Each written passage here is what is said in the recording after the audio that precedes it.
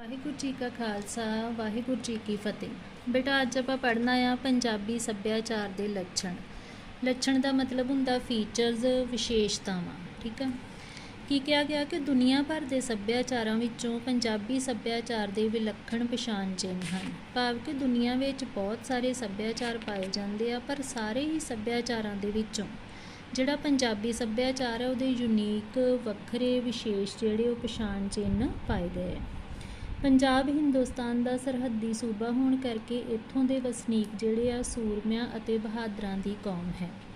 ਸਭ ਤੋਂ ਪਹਿਲਾ ਪਛਾਣ ਚਿੰਨ੍ਹ ਕੀ ਆ ਕਿ ਪੰਜਾਬ ਜਿਹੜਾ ਸੀਗਾ ਹਿੰਦੁਸਤਾਨ ਦੀ ਸਰਹੱਦੀ ਸੂਬਾ ਸੀਗਾ। ਜਿੰਨੇ ਵੀ ਹਮਲਾਵਰ ਬਾਹਰੋਂ ਜਿਹੜਾ ਸੀਗਾ ਜਿਨ੍ਹਾਂ ਨੇ ਹਿੰਦੁਸਤਾਨ 'ਚ ਦਾਖਲ ਹੋਣਾ ਹੁੰਦਾ ਸੀ ਉਹ ਪੰਜਾਬ ਦੇ ਰਸਤੇ ਥਾਣੀ ਹੀ ਹਿੰਦੁਸਤਾਨ ਦੇ ਵਿੱਚ ਦਾਖਲ ਹੁੰਦੇ ਸੀ। ਇਸ ਕਰਕੇ ਪੰਜਾਬ ਦੇ ਵਸਨੀਕਾਂ ਨੂੰ ਹਰ ਰੋਜ਼ ਬਹੁਤ ਸਾਰੇ ਹਮਲਾਵਰਾਂ, ਧਾੜਵੀ ਜਿਹੜੇ ਸੀਗੇ ਉਹਨਾਂ ਦਾ ਸਾਹਮਣਾ ਕਰਨਾ ਪੈਂਦਾ ਸੀ, ਜਿਸ ਕਰਕੇ ਪੰਜਾਬ ਦੇ ਵਸਨੀਕ ਜਿਹੜੇ ਸੀਗੇ ਉਹ ਸੂਰਮੇ ਅਤੇ ਬਹਾਦਰ ਬਣੇ। ਸੋ ਪਹਿਲਾ ਇਹਦਾ ਫੀਚਰ ਹੈਗਾ ਵਾ ਸੂਰਮਿਆਂ ਅਤੇ ਬਹਾਦਰਾਂ ਦੀ ਕੌਮ। ਇਸ ਲਈ ਪੰਜਾਬੀਆਂ ਵਿੱਚ ਕੁਰਬਾਨੀ ਦਾ ਜਜ਼ਬਾ ਕੁੱਟ-ਕੁੱਟ ਕੇ ਭਰਿਆ ਹੋਇਆ ਹੈ। ਦੂਸਰਾ ਇਹਦਾ ਫੀਚਰ ਹੈਗਾ ਕਿ ਕੁਰਬਾਨੀ ਦਾ ਜਜ਼ਬਾ। ਠੀਕ ਹੈ। ਹੁਣ ਜਦੋਂ ਇਹ ਬਹਾਦਰ ਸੀਗੇ, ਬਾਰ-ਬਾਰ ਇਹਨਾਂ ਨੂੰ ਹਮਲਾਵਰਾਂ ਦਾ ਸਾਹਮਣਾ ਕਰਨਾ ਪਿਆ ਅਤੇ ਇਹ ਸਹੀ ਗੱਲ ਹੈ ਕਿ ਇਹਨਾਂ ਨੂੰ ਕੁਰਬਾਨੀਆਂ ਵੀ ਦੇਣੀਆਂ ਪਈਆਂ। ਇਸ ਕਰਕੇ ਇਹਨਾਂ ਵਿੱਚ ਕੁਰਬਾਨੀ ਦਾ ਜਜ਼ਬਾ ਵੀ ਜਿਹੜਾ ਉਹ ਭਰਿਆ ਹੋਇਆ ਹੈ। ਪ੍ਰੋਫੈਸਰ ਪੂਰਨ ਸਿੰਘ ਦੀ ਕਵਿਤਾ ਦੀਆਂ ਲਾਈਨਾਂ ਵੀ ਜਿਹੜੀਆਂ ਇਹੀ ਦੱਸਦੀਆਂ ਕਿ ਇਹ ਜਿਹੜੇ ਪੰਜਾਬ ਦੇ ਨੌਜਵਾਨ ਆ ਇਹ ਮੌਤ ਤੋਂ ਡਰਦੇ ਨਹੀਂ, ਬਲਕਿ ਮੌਤ ਨੂੰ ਮਖੌਲਾਂ ਕਰਦੇ ਆ। ਜੇ ਕੋਈ ਇਹਨਾਂ ਨੂੰ ਪਿਆਰ ਨਾਲ ਬੁਲਾਵੇ ਤਾਂ ਉਹਦੀ ਗੁਲਾਮੀ ਤੱਕ ਕਰਨ ਵਾਸਤੇ ਤਿਆਰ ਹੋ ਜਾਂਦੇ। ਜਾਨ ਵੀ ਆਪਣੀ ਉਸ ਬੰਦੇ ਤੋਂ ਵਾਰ ਸਕਦੇ ਆ, ਪਰ ਟੈ ਨਾ ਮੰਨਣ ਕਿਸੇ ਦੀ। ਪਰ ਕਿਸੇ ਦਾ ਰੋਬ ਜਾਂ ਦਬਾਅ ਜਿਹੜਾ ਵਾ ਉਹ ਇਹਨਾਂ ਦੀ ਫਿਤਰਤ ਵਿੱਚ ਮੰਨਣਾ ਸ਼ਾਮਿਲ ਨਹੀਂ। ਇਤਿਹਾਸ ਗਵਾਹ ਆ ਕਿ ਜ਼ਾਲਮ ਹਾਕਮਾਂ ਦੇ ਅੱਗੇ ਝੁਕਣਾ ਇਹਨਾਂ ਦੀ ਅਣਖ ਨੂੰ ਵੰਗਾਰ ਪਾਉਂਦਾ ਹੈ, ਜਿਸ ਦਾ ਜਵਾਬ ਦੇਣਾ ਇਹ ਚੰਗੀ ਤਰ੍ਹਾਂ ਨਾਲ ਜਾਣਦੇ ਹਨ। ਤੀਸਰਾ ਫੀਚਰ ਕੀ ਆ ਕਿ ਕਿਸੇ ਦੇ ਵੀ ਅੱਗੇ ਪੰਜਾਬੀ ਜਿਹੜੇ ਉਹ ਝੁਕਦੇ ਨਹੀਂ ਆ। ਚੌਥਾ ਫੀਚਰ ਹੈਗਾ ਕਿ ਇਹ ਅਣਖੀਲੇ ਆ, ਮਤਲਬ ਅਣਖ ਵਿੱਚ ਰਹਿਣਾ ਪਸੰਦ ਕਰਦੇ ਆ ਅਤੇ ਹਾਕਮ ਦੇ ਅੱਗੇ ਜਾਂ ਕੋਈ ਵੀ ਜਿਹੜਾ ਇਹਨਾਂ ਨੂੰ ਦਬਾ ਕੇ ਝੁਕਾਉਣਾ ਚਾਹੁੰਦਾ ਹੋਵੇ ਉਹਦੇ ਅੱਗੇ ਬਿਲਕੁਲ ਵੀ ਝੁਕਦੇ ਨਹੀਂ।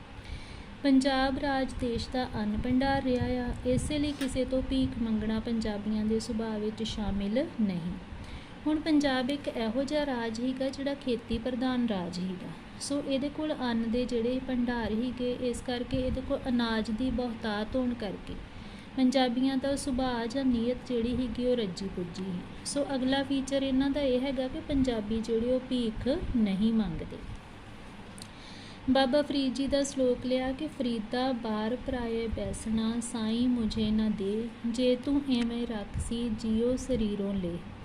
ਕੀ ਦੱਸਿਆ ਕਿ ਬਾਬਾ ਫਰੀਦ ਜੀ ਨੇ ਵੀ ਆਪਣੇ ਸ਼ਲੋਕਾਂ ਬਾਣੀ ਦੇ ਵਿੱਚ ਇਹੀ ਕਿਹਾ ਆ ਕਿ ਪਰਾਏ ਬਾਰ, ਪਰਾਏ ਦਰ ਦੇ ਉੱਤੇ ਜਾ ਕੇ ਬੈਠਣਾ ਜਿਹੜਾ ਵਾ, ਹੇ ਪਰਮਾਤਮਾ ਇਹੋ ਜਿਹਾ ਤੂੰ ਮੈਨੂੰ ਕਦੀ ਵੀ ਮੌਕਾ ਨਾ ਦੇ।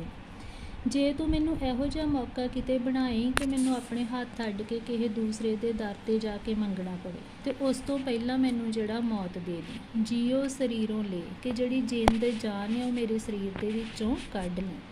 ਭਾਵ ਕਿ ਮਰਨਾ ਮਨਜ਼ੂਰ ਹੈ ਪੰਜਾਬੀਆਂ ਨੂੰ, ਪਰ ਕਿਸੇ ਦੇ ਅੱਗੇ ਹੱਥ ਅੱਡ ਕੇ ਜਾਂ ਭੀਖ ਮੰਗਣੀ ਉਹਨਾਂ ਨੂੰ ਨਹੀਂ ਮਨਜ਼ੂਰ। ਪੰਜਾਬੀ ਸੱਭਿਆਚਾਰ ਦਾ ਇੱਕ ਹੋਰ ਲੱਛਣ ਇਸ ਦਾ ਮਿੱਸਾਪਣ ਹੈ।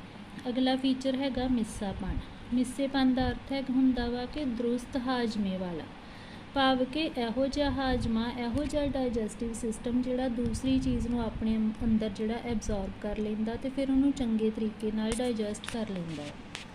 ਕਿਵੇਂ ਪਤਾ ਲੱਗਦਾ ਕਿ ਪੰਜਾਬੀਆਂ ਦਾ ਜਿਹੜਾ ਸੁਭਾਅ ਉਹ ਮਿੱਸੇਪਣ ਵਾਲਾ ਆ ਕਿ ਕਈ ਸਦੀਆਂ ਤੱਕ ਬਾਹਰੀ ਹਮਲਾਵਰਾਂ ਜਿਵੇਂ ਮੁਗਲਾਂ, ਮੁਸਲਮਾਨਾਂ ਅਤੇ ਅੰਗਰੇਜ਼ਾਂ ਦੇ ਇੱਥੇ ਕਾਬਜ਼ ਹੋਣ ਅਤੇ ਆਪੋ ਆਪਣੇ ਸੱਭਿਆਚਾਰਾਂ ਦੇ ਫੈਲਾਅ ਕਰਕੇ ਪੰਜਾਬੀ ਸੱਭਿਆਚਾਰ ਦਾ ਸੁਭਾਅ ਮਿੱਸਾ ਅਤੇ ਦਰੁਸਤ ਹਾਜ਼ਮੇ ਵਾਲਾ ਹੋ ਨਿਬੜਿਆ ਹੈ।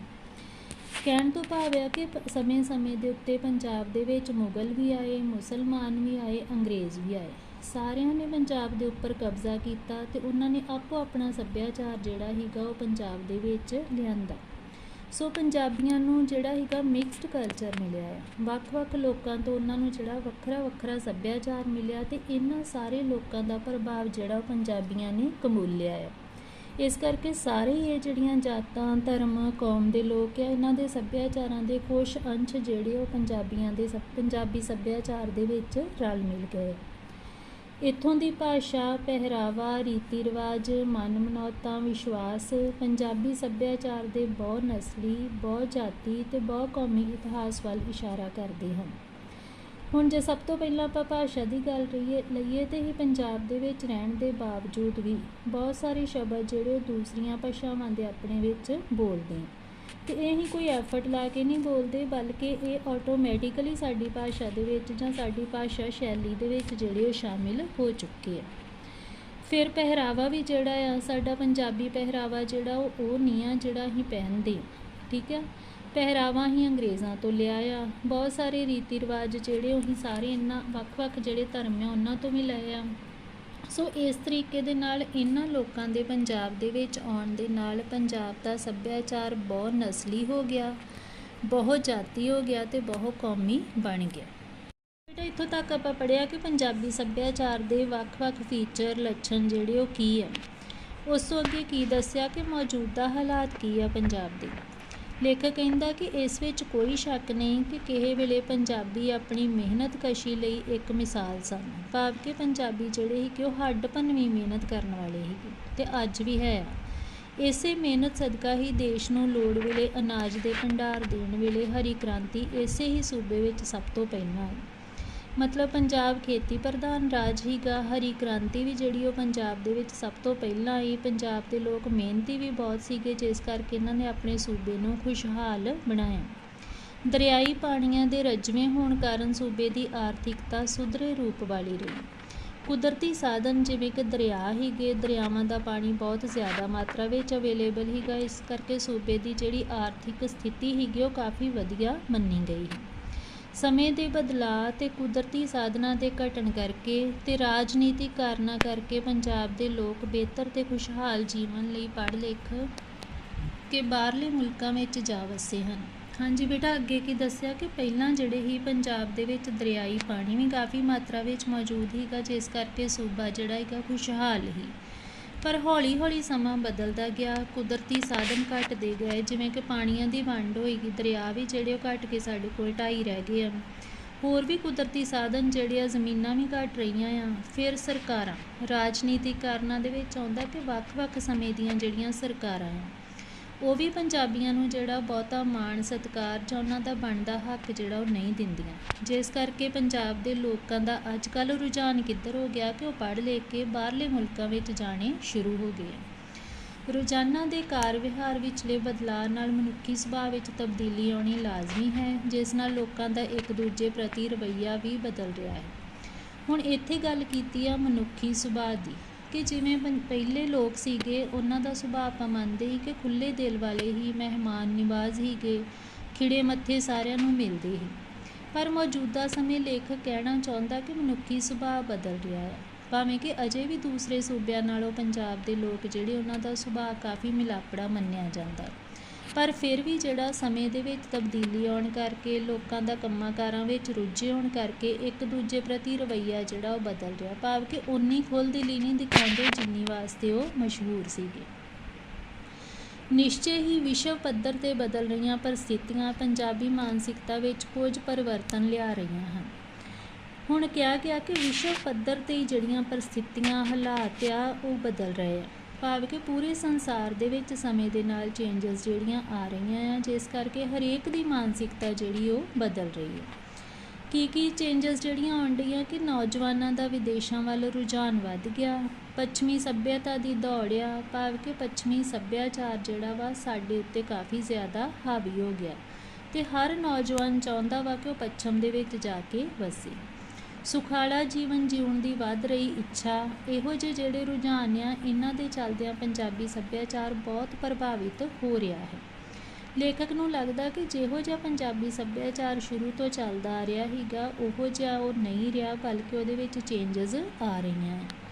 ਇਸ ਤੱਥ ਵਿੱਚ ਦੋ ਰਾਏ ਨਹੀਂ ਆ ਕਿ ਕਿਸੇ ਵੀ ਖਿੱਤਾ ਵਿਸ਼ੇਸ਼ ਦਾ ਸੱਭਿਆਚਾਰ ਸਮਾਜ ਵਿੱਚ ਵਾਪਰ ਰਹੀਆਂ ਤਬਦੀਲੀਆਂ ਦੇ ਨਾਲ ਬਦਲਣਾ ਸੁਭਾਵਿਕ ਹੈ। ਹੁਣ ਇਹ ਵੀ ਗੱਲ ਹੈਗੀ ਕਿ ਜਦੋਂ ਵੀ ਗਲੋਬਲ ਪੱਧਰ ਦੇ ਉੱਤੇ ਚੇਂਜਸ ਆਉਂਦੀਆਂ ਆ ਅਤੇ ਹਰ ਇੱਕ ਖਿੱਤੇ, ਹਰੇਕ ਖੇਤਰ ਦੇ ਵਿੱਚ ਚੇਂਜ ਆਉਂਦੀ ਆ ਅਤੇ ਉਸ ਖੇਤਰ ਦਾ ਸੱਭਿਆਚਾਰ ਵੀ ਪ੍ਰਭਾਵਿਤ ਹੁੰਦਾ ਹੈ। ਭਾਵ ਕਿ ਜੇ ਵੱਡੇ ਪੱਧਰ ਦੇ ਉੱਤੇ ਤਬਦੀਲੀਆਂ ਆਉਣਗੀਆਂ ਤਾਂ ਉਹਦਾ ਅਸਰ ਹਰੇਕ ਚੀਜ਼ ਦੇ ਉੱਤੇ ਪੈਣਾ ਲਾਜ਼ਮੀ ਹੈ। ਪਰ ਮੂਲ ਰੂਪ ਵਿੱਚ ਸੱਭਿਆਚਾਰ ਪਹਿਲਾਂ ਵਾਲਾ ਹੀ ਰਹਿੰਦਾ ਹੈ।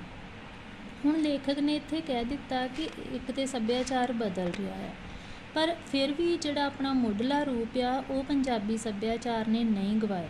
ਉਦਾਹਰਨ ਦੇ ਤੌਰ 'ਤੇ ਜੇ ਪੰਜਾਬੀ ਕਿਤੇ ਵੀ ਚਲੇ ਜਾਂਦੇ ਤਾਂ ਆਪਣਾ ਸੱਭਿਆਚਾਰ ਨਾਲ ਲੈ ਕੇ ਜਾਂਦੇ। ਕੋਈ ਵੀ ਧਰਮ, ਜਾਤ, ਕੌਮ ਕੁਛ ਵੀ ਹੋਵੇ, ਜਿੱਥੇ ਵੀ ਉਹ ਜਾਊਗਾ ਉਹਦਾ ਸੱਭਿਆਚਾਰ ਉਹਦੇ ਨਾਲ ਜਾਊਗਾ। ਇਸ ਕਰਕੇ ਉਹਦਾ ਮੂਲ ਰੂਪ ਜਿਹੜਾ ਉਹ ਬਿਲਕੁਲ ਵੀ ਨਹੀਂ ਬਦਲਦਾ। ਪੰਜਾਬੀ ਸੱਭਿਆਚਾਰ ਇਸ ਦੀ ਇੱਕ ਜਿਉਂਦੀ ਜਾਗਦੀ ਬੇਮਿਸਾਲ ਉਦਾਹਰਨ ਹੈ ਕਿ ਪੰਜਾਬੀਆਂ ਨੇ ਬਾਹਰ ਜਾ ਕੇ ਵੀ, ਵਿਦੇਸ਼ਾਂ ਵਿੱਚ ਵੀ ਜਾਂ ਕਿਤੇ ਵੀ, ਜਿੱਥੇ ਵੀ ਉਹ ਜਾਣ, ਉਹ ਆਪਣੇ ਸੱਭਿਆਚਾਰ ਦੀ ਜਿਹੜੀ ਧਾਕ ਆ ਉਹ ਹਮੇਸ਼ਾ ਜਮਾਈ ਰੱਖਦੇ। ਥੈਂਕ ਯੂ ਬੇਟਾ।